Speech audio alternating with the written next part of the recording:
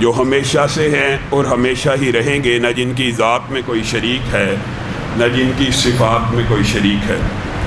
حمد و ثنا کے بعد لاکھوں کروڑوں درود و سلام ہوں اس ہستی اقدس و مقدس پر کہ جن کا نام نامی اور اسم گرامی حضرت محمد رسول اللہ صلی اللہ علیہ وآلہ وسلم ہے، جنہیں تمام کائنات کا ہادی، رہنما، مقتدی، پیشوا، رہبر، امام بنا کر بھیجا، اور جن کے قلب اطہر پر اللہ رب العزت نے اپنی آخری کتاب حمید کو نازل فرمایا۔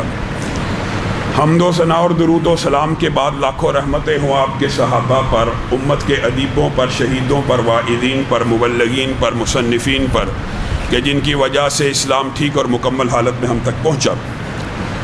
معزز سامعین گرامی قدر، ملک وباؤں کا شکار ہے، ملک آفات کا شکار ہے، نہ صرف پاکستان بلکہ پوری دنیا اس وبا کی لپیٹ میں آ چکی ہے۔ لیکن ہمارا طرز عمل جو مصیبت آ جانے کے بعد ہونا چاہیے، کیا وہ ہے؟ یقین مانیے، من حیث الامت، من حیث القوم، اجتماعی لحاظ سے بھی ہم نے جس غفلت کا مظاہرہ کیا ہے، میں اور آپ سوچ بھی نہیں سکتے۔ اور بقول ڈاکٹر فضل الہی کے، شیطان نے ایسا چکمہ دیا ہے، ایسا وسوسہ ڈالا ہے، ایسا دھوکہ اور فریب ڈالا ہے کہ مسجد میں مت آنا، بیمار ہو جاؤ گے، مسجد میں مت آنا، بیمار ہو جاؤ گے۔ وہ مسجد جس میں داخل ہو کے آپ اللہ رب العزت کی بارگاہ میں آ کے دعا کرتے ہیں، اے اللہ رحمت کے دروازے کھول دے۔ ایک تو بیماری سے بچنے کے لیے جو وظائف ہیں وہ ہم نہیں کر رہے، اللہ کے جو قوانین ہیں ان کے اوپر ہم عمل نہیں کر رہے، اور پھر اللہ کی رحمت سے بھی بھاگ رہے ہیں۔ آپ مجھے بتائیے وہ کون سی منطق اور لاجک ہے جس کے اندر یہ بات سمجھ آئے کہ تیرا اور میرا گھر حلال یا حرام کے پیسے کا بنا ہوا، تیرا اور میرا گھر پتہ نہیں کس کس قسم کے مال کا بنا ہوا، وہ تو وبا سے محفوظ ہے، لیکن اللہ رب العزت کا پاکیزہ مطہر پاک طاہر گھر وہ بیماریوں کی ماجگاہ ہے۔ یہ کس نے وسوسہ ڈالا ہے؟ ڈاکٹر صاحب نے بڑے سخت الفاظ بولے ہیں، کہا بیماریوں سے بچ جا تو پھر دفع ہی ہو جا، مسجد سے بھاگ جا۔ پھر تیری زندگی جینے کا بھی مقصد کیا ہے؟ کیا مسلمانوں کی زندگی یہ ہے کہ نمازوں سے غافل ہو جائیں، جمعوں سے غافل ہو جائیں، باجماعت نماز کی پابندی کو چھوڑ دیں؟ کچھ لوگوں کو میرا جمعہ بند کرانے کا بڑا شوق ہے، اور میرا جمعہ تو اس وقت بھی بند نہیں ہونا جس وقت 5 بندوں کا آرڈر آیا، اس میں بھی خطیب مستثنا ہے، تم کم بند کرا لو جمعے بند کر دو۔ لاجک کے منطق ہے، آپ بتائیے ایمانداری سے، صبح 8 بجے سے لے کر 5 بجے تک ہر دکان گروسری کی کھلی ہو، ہر قسم کی اشیاء صرف خریدنے کی اجازت ہو، مسجد میں سب سے لمبی نمازیں، سب کو پتہ ہے، کسی مسلک کو تان نہیں۔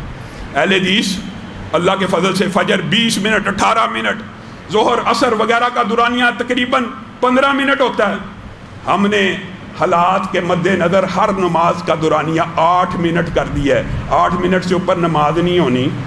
پورے دن کے اندر 5 مرتبہ وضو کر کے، حفاظتی اقدامات کر کے بندہ مسجد میں 40 منٹ کے لیے نہ آئے، ایک ہفتے کے بعد جمعے کو بھی مختصر کیا جا سکتا ہے، 20-25 منٹ کے لیے جمعہ پڑھنے نہ آئے، لیکن صبح 8 سے لے کے 5 بجے تک ہزاروں لوگ لائنیں بنا کر گروسری سٹورز کے اوپر جائیں، وہاں سے بیماری نہیں لگنی صرف مساجد سے ہے۔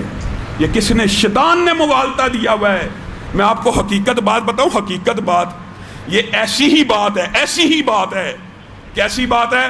بمباری ہو رہی ہو، بندے مریض ہوں، بندوں کے جسم کٹ رہے ہوں، اور کوئی کم فہم بندہ اٹھ کے کہ تم گھروں سے باہر نہ نکلو، ہسپتال ہم بند کر رہے ہیں، یعنی شفا کا جو سینٹر ہے ہاسپٹل جراحی کا وہ ہم بند کر رہے ہیں۔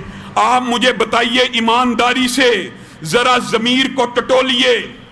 میں ملحد قادیانی لبرل مافیا کو مخاطب نہیں کر رہا، میں ایماندار لوگوں کو مخاطب کر کے کہہ رہا ہوں، ایمانداری سے بتلائیے، اگر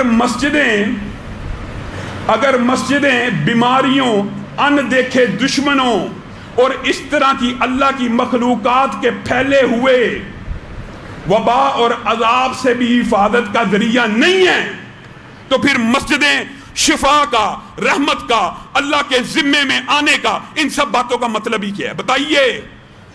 ایک وبا آ گئی، مصیبت آ گئی، چاہیے تو یہ تھا میں اور آپ دوڑتے اللہ کی مغفرت کی طرف، مسجدوں کو اپنے سجدوں سے آباد کرتے، اپنے آنسوؤں سے اپنے گناہوں کی معافی مانگتے۔ جب مصیبت کا وقت تھا، اس وقت ہسپتال بند کر دینے سے بڑا وبال یہ ہے کہ جو پناہ آنے ہیں، جو حقیقی شفا آنے ہیں، روحانیت کے اسباب کے جو ذرائع ہیں، آپ ان کو تالا لگا دیں۔ ایک ویسے مصیبت آ گئی، ایک مسجد کو بھی بند کر دو جو شفا کا حقیقی ذریعہ ہے۔ مجھے بتائیے یہ کہاں سے فلسفہ آ گیا؟ یہ کس بندے نے مغالطہ ڈال دیا کہ وائرس اللہ سے بھی زیادہ طاقتور ہے؟ یہ جن کافروں کو ویکسین کے لیے دیکھ رہے ہیں، جن کافروں کے ساتھ انہوں نے امیدیں وابستہ کی ہوئی ہیں، یہ بھی بڑے دکھ کی بات ہے، یہ بھی ایک لمبی کہانی۔ علامہ صاحب، آپ نے کافروں کے لیے بد دعا کر دی، آپ نے کافروں کے لیے بد دعا کر دی، وہ ہمارے لیے ویکسین تیار کرنے لگے ہیں۔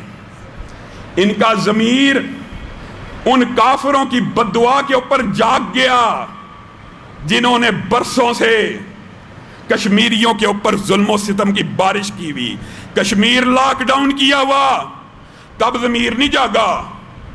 برما کی بچیاں جل گئیں، بچوں کو ابالا گیا، بچوں کو جلایا گیا، ضمیر نہیں جاگا۔ فلسطین کا لاک ڈاؤن ہو گیا، ضمیر مردہ رہا۔ مسلمانوں کا قتل عام افغانستان میں ہوتا رہا، ضمیر نہیں جاگا۔ ضمیر ایک بد دعا پہ جاگ گیا، اور منافقت کی انتہا دیکھیے، منافقت کی انتہا۔ کفار کے لیے بد دعا کرنا تو ان کے نزدیک ظالم کافروں کے لیے بد دعا کرنے سے ان کی انسانیت تو جاگ گئی، لیکن کسی مسلمان کو گالی دینے اور اس کے لیے بد دعائیں کرنے اور اس کو لعنت ملامت کرنے کے اوپر ان کا کوئی ضمیر نہیں ہے۔ یعنی نبی کریم صلی اللہ علیہ وسلم کی سنت پہ بھی اگر کوئی عمل کرے، میرے دل میں کئی مرتبہ خیال آتا ہے آج ہم کس معاشرے میں ہیں، کیا میں اور آپ آج اتنی پستی کا شکار ہیں کہ ہم سورۃ توبہ کھول کے اس کا ترجمہ نہیں پڑھ کے سنا سکتے؟ ان بدبختوں کو کیا پتا؟ انہوں نے قرآن کھولا ہو تو پتا ہونا اللہ قرآن میں کیا کہہ رہا ہے۔ ان ائمۃ الکفر کو قتل کرنا کس طرح؟ اگر ہم وہ ڈیٹیلز بتا دیں کہ اللہ نے قرآن پاک میں کبھی کا گردن سے مارو، کبھی کا پاؤں سے مارو، کبھی کا ہاتھ پہ مارو، تو یہ کس طرح کا وبیلہ کریں گے؟ اور یقین مانیے حدیثیں بندہ پڑھتا ہے، کئی مرتبہ ان حدیث کی انسان کو اتنا ادراک اور شعور نہیں ہوتا جو کئی مرتبہ پریکٹیکل سے ہو جاتا ہے۔ عرصہ یہ حدیث پڑھی تھی کہ دعا مومن کا ہتھیار ہے، دعا مومن کا ہتھیار ہے، مومن کا اسلحہ ہے، مومن کا توکل ہے۔ ابھی اسلحہ نہیں اٹھایا، ابھی حقیقی گنے نہیں اٹھائی، صرف اللہ کی بارگاہ میں ہاتھ اٹھایا ہے تو تکلیف میں مبتلا ہونے والے پاکستان سے لے کے امریکہ تک، امریکہ سے لے کے انڈیا تک چیخ رہے ہیں کہ مولوی ظالم کفار کے خلاف بد دعا کیوں کر رہا ہے، اس نے ہماری ویکسین ایجاد کرنی ہے۔ یہ ان کی امیدوں کا مرکز، ان کی امیدوں کا محور، یہ جن سے تم امیدیں لگا رہے ہو نا، ان کافروں نے تمہارے لیے ویکسین ایجاد کرنی ہے، اللہ کی قسم وہ تو تمہارے قتل کے منصوبے بناتے رہتے ہیں۔ ویکسین ایجاد کرنے والوں سے جو توقعات اللہ نے اس کا بھی جواب قرآن پاک میں دیا ہے، یہ جن سے امیدیں وابستہ کر بیٹھے ہو نا، یہ سارے سائنسدان جمع ہو جائیں، سارے جمع ہو جائیں، ایک مکھی کو پیدا کر نہیں سکتے، ایک مکھی نہیں بنا سکتے۔ ایک مکھی نہیں بنا سکتے. جو اللہ خالق مالک ہے، آسمان و زمین کو پیدا کرنے والا، انسان مخلوقات کو پیدا کرنے والا، اس سے امید نہیں لگانی، اس سے امید نہیں لگانی. امید اس سے ہے جو ویکسین بنا لے گا. جو اللہ تعالیٰ، کئی مرتبہ یہ بھی پھر خیال آتا ہے کہ سائنس زدگی کا شکار یہ لوگ اگر حضرت نوح کے دور میں ہوتے، یا حضرت ابراہیم کے دور میں ہوتے، یا حضرت موسیٰ یا یونس کے دور میں ہوتے، کیسے کیسے مشورے دیتے، کیسے کیسے مشورے دیتے. کمپرومائز کر لیجئے، آگ میں جلا دے گا، آگ میں جلا دے گا. تو کیا ہوا؟ ابراہیم کو پتا تھا آگ نے بجھ جانا ہے، حق نہیں چھوڑا، آگ میں کود گئے. وہ تو اللہ کی کرم نوازی ہوئی، آگ گل و گلزار بن گئی. سائنس تو نہیں مانتی آگ کیسے، آگ کا کام ہے جلانا. یہ قرآن کے اوپر بھی ایمان نہیں لانے والے. لاٹھی، اور یار فرعون سے یہ ہوتے نا اس طرح کی سوچ کے لوگ، فرعون سے بھی کمپرومائز کر لو. یہ عصا سانپ نہیں بن سکتا، سائنس کے نزدیک تو نہیں بن سکتا. یہ لاٹھی سانپ نہیں بن سکتی، سائنس نہیں مانتی. یہ سائنس پہ ایمان لانے والے، اللہ کی قدرتوں کا انکار کرنے والے لوگوں کو گمراہی کا رستہ دکھا رہے ہیں. اللہ کی قسم امام ابن تیمیہ نے کتنا خوبصورت قول کا ہے، کتنا خوبصورت قول کا ہے. جب کوئی بندہ، جب کوئی مخلوق مصیبت میں پھنس جائے، پھنسے ہوئے ہیں نا، جب کوئی آبادی مصیبت میں پھنس جائے، وہ مصیبت سے صرف اسی وقت نکلے گی جب مخلوق سے بے نیاز ہو کے اپنی امیدوں کو ایک رب سے وابستہ کر لے گی. نہیں، ہمیں یقین ہی نہیں، ہمیں تو ویکسین کا انتظار ہے. معاذ اللہ، جس رب نے یہ ساری تخلیق کی ہے وہ کمزور ہے. معاذ اللہ، یہ بات کہتے ہوئے بھی دل دکھتا ہے. اسلام کے اندر ان کو کافروں سے ایسی ہمدردی جاگی ہے، حیران ہو جاتا ہے بندہ، حیران رہ جاتا ہے. قادیانی لابی بولے کوئی حرج نہیں، قادیانیوں کا کام ہے، وہ مسلمانوں کے خلاف ارداسرائی کرتے ہیں. لبرل لابی بولے کوئی مسئلہ نہیں. لیکن بعض دیندار لوگ اتنا کم اور سطحی علم رکھتے ہیں. مسلمان ہو، مسلمان سنیے، مسلمان ہو چوری کرے، قرآن کیا کہتا ہے؟ اس کے ہاتھ کو کاٹ دو. ڈاکو مسلمان ہو، مال و جان کا لٹیرا ہو، اس کو قرآن کیا کہتا ہے؟ ہاتھ بھی کاٹو، پاؤں بھی کاٹو، ویرانے میں پھینک دو. کوئی بچے اور بچی کا ریپ کرے، مسلمان بھی ہو، اس کی سزا کیا ہے؟ موت. زنا بالجبر کی سزا موت. یہ مسلمانوں کے لیے ہے، یہ مسلمانوں کے لیے ہے. ان کو یہی علم نہیں. رسول اللہ صلی اللہ علیہ وسلم نے کافروں کے لیے جو بددعائیں کی ہیں وہ کی ہیں آخری لمحات میں بھی. بعد ماشاءاللہ اس آیت کے بعد بھی کبھی بد دعا ہوئی تھی. اس آیت کے بعد نبی کریم دنیا سے جا رہے ہیں، اس وقت کہہ رہے ہیں اللہ کی لعنت ہو یہودیوں اور عیسائیوں پر، انہوں نے اپنے نبیوں کی قبروں کو سجدہ گاہ بنا لیا، اللہ ان کو غارت کرے. اور یہ لعنتیں یا بد دعائیں صدق کے دل سے بتا رہا ہوں، صرف آپ لوگوں کا دماغ کلیئر کرنے کے لیے. ایک الہاد اور کفر کا پروپیگنڈا اتنا معاشرے میں پھیلا ہوا ہے، اس کو سمجھنے کے لیے مسلمان ہو، جھوٹ بولتا ہو، اللہ اور اس کے رسول کی اس کے اوپر لعنت اور بد دعا ہے کہ نہیں؟ مسلمان کے اوپر، جھوٹے کے اوپر، نوحہ کرنے والے کے اوپر، بتائیے ظالم کے اوپر، بتائیے. یہ پوری کتابیں لکھی ہوئی ہیں. اللہ، اس کے رسول اور فرشتوں کی لعنت کے حقدار کون ہیں؟ بعض علماء نے وہ لسٹ 50 سے بھی زائد بتائی. آپ کو پتہ ہے جو کسی صحابی کو برا بلا کے اس کے اوپر اللہ، رسول، فرشتوں کی لعنت، حتیٰ کہ بعض جرائم اتنے چھوٹے ہیں اور بعض جرائم بڑے ہیں لیکن ہم غافل ہیں. رسول اللہ صلی اللہ علیہ وسلم نے آمین نہیں تھا کہا جبریل کی دعا کے اوپر کہ جو رمضان کا مہینہ پالے، اپنے آپ کو جہنم سے آزاد نہ کروائے، وہ ہلاک ہو گیا، برباد ہو گیا. لمبی چوڑی حدیثیں موجود ہے کہ نہیں؟ والدین کو پائے اور اپنے آپ کو جہنم سے آزاد نہ کروائے، ہلاک ہو گیا، برباد ہو گیا. جس کے سامنے محمد صلی اللہ علیہ وسلم کا نام لیا جائے اور وہ درود نہ پڑے، اس کے لیے بد دعائیں نہیں موجود. یہ کہاں سے فلسفہ اٹھا لیا؟ یہ صرف کفر اور الحاد کا فلسفہ میرے بھائیوں، اللہ رب العزت کلام حمید میں کہہ رہا ہے امن یجیب المضطر اذا دعاہ ویکشف السوء. نہیں انکار کر دو اللہ کا بھی. یہ مولوی کا قول نہیں ہوتا، ان کو مسئلہ مولوی سے ہے. امن یجیب المضطر اذا دعا، کون ہے اللہ چیلنج کر رہا ہے. کون ہے جو مصیبت زدہ کی، مشکلات میں گرے کی، پریشان حال کی، بیمار کی. بتائیے اس میں بیمار شامل ہیں کہ نہیں؟ اس میں بیماریاں شامل ہیں کہ نہیں؟ ایوب کی بیماری دور کرنے والا رب کیا یہ چھوٹا سا وائرس نہیں دور کر سکتا؟ تم نے اللہ کو چیلنج کر کے، اللہ کو ناراض کر کے عبادت خانوں کو بھی بند کر دیا. کوئی عقل ہو، منطق ہو، لاجک ہو، مانیں گے. اور جبر کو بھی مانیں گے.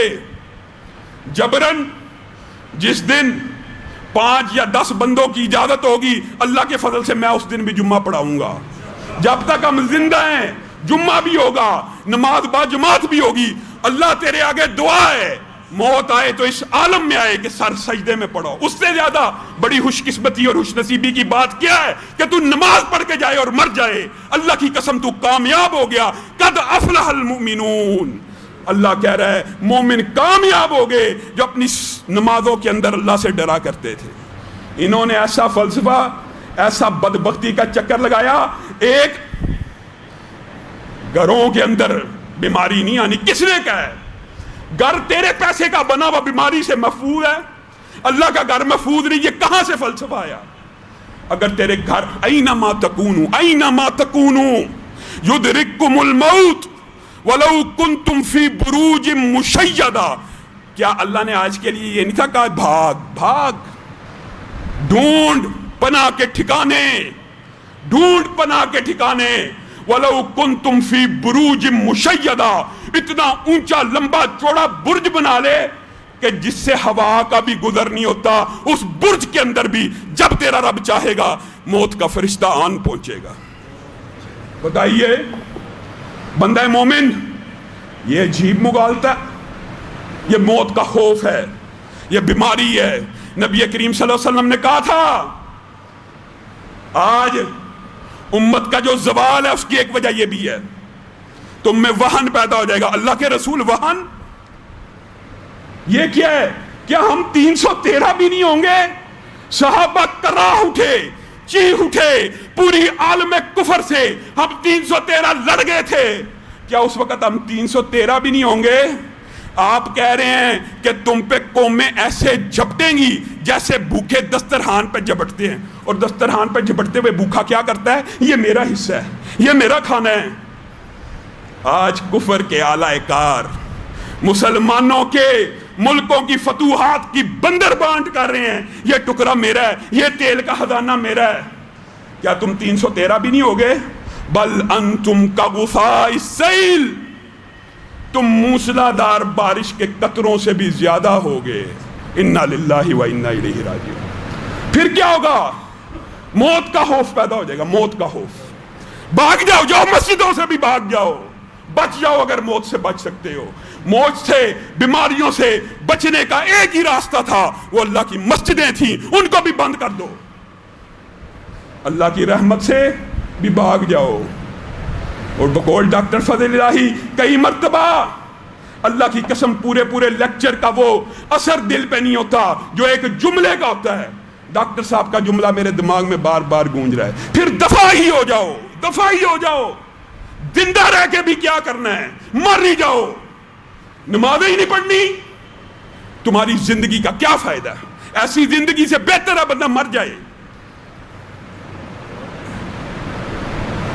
میں ان علماء کو اس میں تان و تشنیع کا نشانہ نہیں بنا رہا کہ جنہوں نے، پھر دکھ بھی ہوتا ہے، وہ علماء مستثنی ہیں جنہوں نے خلوص دل سے اجتہاد کر کے کوئی فیصلہ کیا، خلوص نیت سے کیا. لیکن پچھلے جمعے آپ گواہ ہیں، سب موجود تھے. میں نے آپ کے سامنے ایک بات کہی تھی نا کہ چند درباری اور سرکاری مالشیے، علامہ شہید کہا کرتے تھے کہ یہ وہ لوگ ہیں جو ہر وقت حکمرانوں کی ٹانگوں کی زیتون کے تیل سے مالش کرتے رہتے ہیں کہ حکومت نہ گر جائے. میں نے آپ کو کہا تھا پچھلے جمعے وہ تیار بیٹھے ہوئے ہیں فتویٰ دینے کے لیے. اللہ کی قسم یہاں سے جمعہ ختم ہوا, ہفتے کا دن آیا, اس بدبخت نے فتویٰ دے دیا. کیا فتویٰ؟ کیا فتویٰ؟ مسلمان میت حالت اضطرار ہو, الفاظ کہتے ہوئے دل کانپ رہے. آج ہمارے ایک دوست ہیں حالت بھائی, ان کے والد صاحب فوت ہو گئے ہیں, عجیب کیفیت ہے, رستے بند ہیں, بمشکل ان کو ہمارے بچوں نے جا کے غسل دلوایا ہے, جنازے کا وقت ہے, ساری روڈیں بند ہیں. یہ انسانی رویہ ہے. اور اس بدبخت کے اوپر حیران رہ جائیں کہ درباریت اور سرکاریت کی انتہا کیا ہوتی ہے. کہتا ہے مسلمان کرونا سے مر جائے معاذ اللہ, اس کی میت کو جلا دیا جائے. اور مولوی صاحب آپ نے یہ کہاں سے حفظ کیا؟ یہ بخاری شریف کی حدیث ہے. ایک بندہ اللہ کے خوف کی وجہ سے کہتا ہے میری میت کو جلا دینا, اور اللہ تعالیٰ اس کے جلا دینے پہ اس کو معاف کر دیتا ہے. معاف. یہ عقل اور شعور اور سطح ہے ان علماء کی, ان اسکالرز آف ڈالرز کی. اللہ حدیث جس نے پڑھی ہے نا, عام طالب علم آپ سب سمجھ جائیں گے سب. اللہ تعالیٰ اس کو زندہ کر کے کیا کہتا ہے؟ تو نے یہ کام کیوں کیا؟ اگر کام نیکی اور ثواب کا, اس کے اوپر سوال ہوتا ہے. کام برا تھا, کام غلط تھا. میں یہ بھی نہیں کہتا, یہ بھی نہیں کہ پرانی شریعت ہے یا نئی شریعت. اس حدیث سے یہ بھی ثابت ہوتا ہے اللہ نے اس کو اس کام کو پسند نہیں کیا, اور کہا یہ کام کیوں کیا, پوچھا, سوال کیا. عمل یہ قبول نہیں کیا. عمل کون سا قبول کیا؟ اللہ تیرے سامنے کھڑا ہونے سے ڈرتا تھا. عمل یہ قبول ہوا, خوف خدا کا قبول ہوا, میت جلانے کا قبول ہو گیا. یہ ایسے لوگ ہیں جو میت جلانے کے فتوے دے کر اپنے آپ کو علامہ فہامہ. کسی مسلمان میت کا یہ حق ہے اس کو پھر میں اپنے حنفی بھائیوں سے بھی ایک درخواست کرنا چاہتا ہوں, چھوڑ دیجئے چھوٹے چھوٹے مسائل میں اختلاف. میت مسلمان کی مرنے کے بعد ناپاک ہو جاتی ہے, مسجد میں نہیں آ سکتی. بیت اللہ میں جنازے آپ پڑھتے ہیں, مسجد النبوی میں پڑھتے ہیں. پاکستان کے اندر بھی میتوں کے جنازے مسجدوں میں شروع کریں, لوگوں کو مسلمان میت کے اکرام اور تکریم اور عزت کا اندازہ ہو سکے. اللہ کے فضل سے ہم مسجد ہی کے اندر میت کو لے کے بھی آتے ہیں اور اس کا جنازہ بھی پڑھتے ہیں. اور مسلمان میت کا یہ حق ہے کیا جس طرح جیتے جی اس کی عزت اور احترام تھا. صحیح حدیث آپ کے سامنے رکھ رہا ہوں. نبی کریم صلی اللہ علیہ وسلم نے کہا مردہ کی ہڈی کو توڑنا ایسے ہے جیسے تو نے زندہ کی ہڈی کو توڑا ہے. حدیث ہے. تم کہتے اس کو جلا دو, آپ اپنے بارے میں وصیت کر جائیے, ہم چندہ اکٹھا کر کے آپ کو جلا دیں گے. آپ کر دیجئے وصیت. جو بات آپ اپنے اوپر اپلائی نہیں کر سکتے اس کے بارے میں لوگوں کو فتوے دیتے ہیں. اور اللہ کا شکر ہے WHO, ہماری حالت یہ ہے, ہماری حالت. WHO کیا فیصلہ کرتا ہے, WHO لاک ڈاؤن کے بارے میں کیا پیرامیٹرز تیار کرتا ہے, WHO کیا کہتا ہے. WHO کے بھی اب غلام بن گئے. غلام تو ہیں ہی ہیں, لیکن پہلے ملکوں کے تھے, اب اداروں کے, اور اداروں میں سے بھی بعض کے غلام بن چکے ہیں.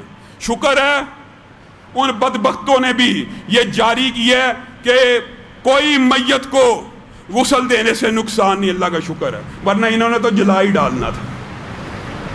یہ کتنی عقل اور منطق کے خلاف بات ہے.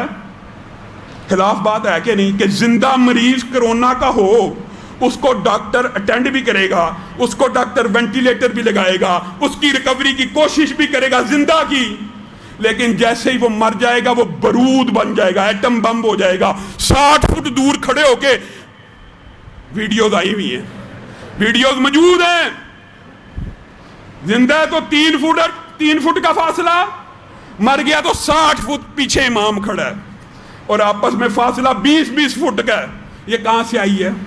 یقین مانیے یہ اسلامی شاعر کے اوپر حملہ کیا جا رہا ہے. اسلامی ایک وقت آئے گا آپ یہ باتیں سمجھ جائیں گے، آپ کو ادراک اور شعور ہو جائے گا کہ یہ وائرس نہ سبزی منڈی پہ حملہ کرتا ہے، نہ کبری منڈی پہ حملہ کرتا ہے، نہ گروسری سٹورز پہ حملہ کرتا ہے، یہ صرف مسجد پہ ہی حملہ کیوں کرتا ہے؟ آپ سمجھ جائیں گے، ایک وقت آئے گا۔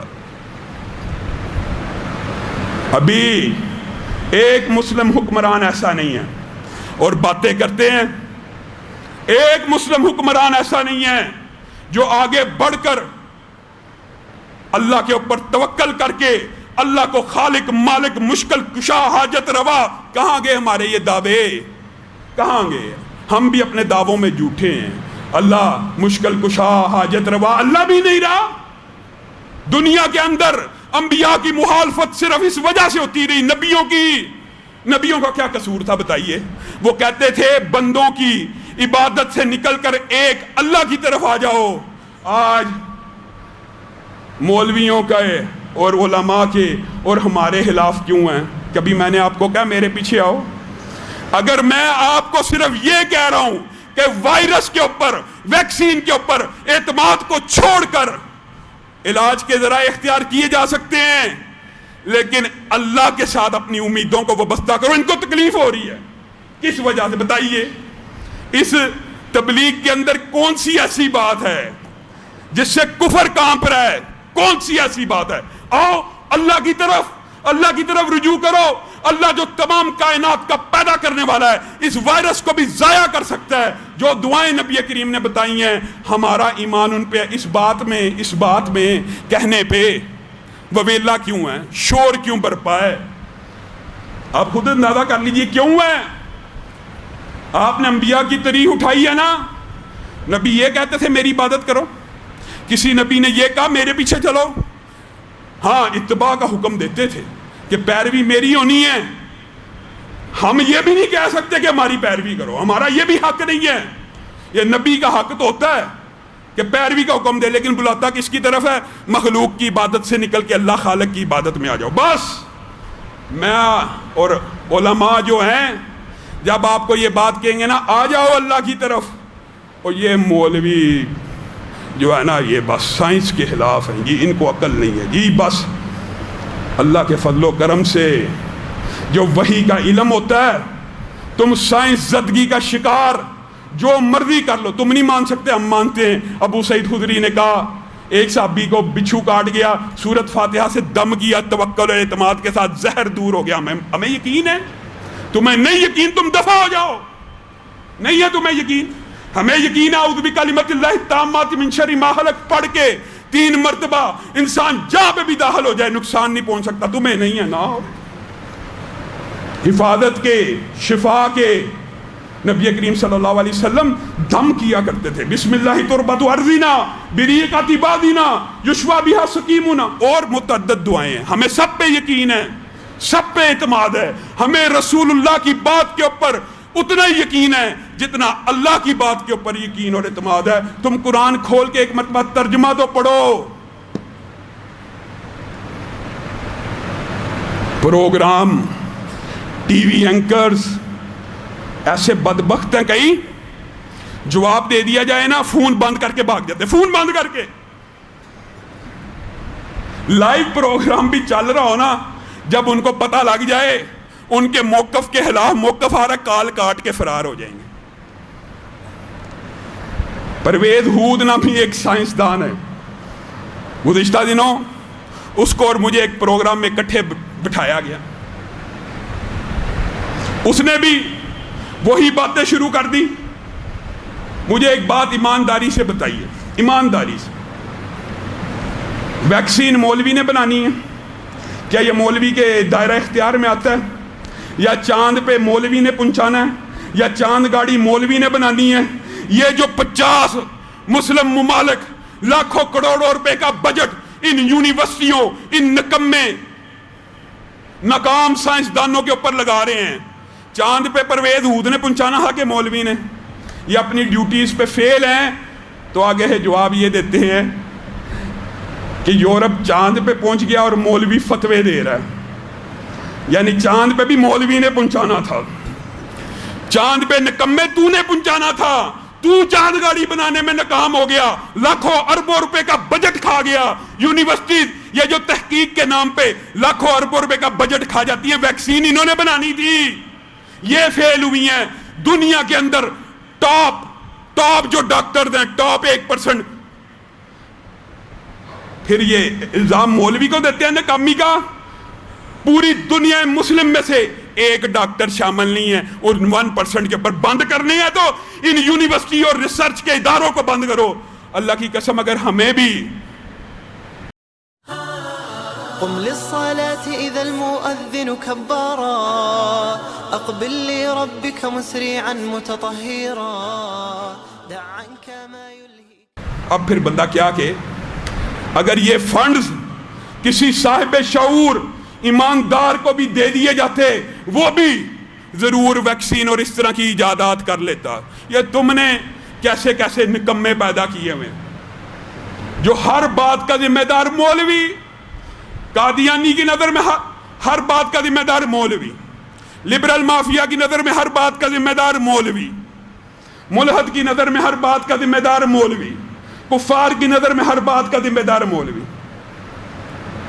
70 برس پاکستان میں گزر گئے ہیں، کوئی مولوی کبھی اقتدار میں آیا، کوئی مولوی کبھی آرمی چیف بنا، کوئی مولوی کبھی وزیر اعظم بنا، کوئی مولوی کبھی آئی جی، کہ چھوٹے لیول کا اقتدار کے ایوانوں میں بیٹھا ہے.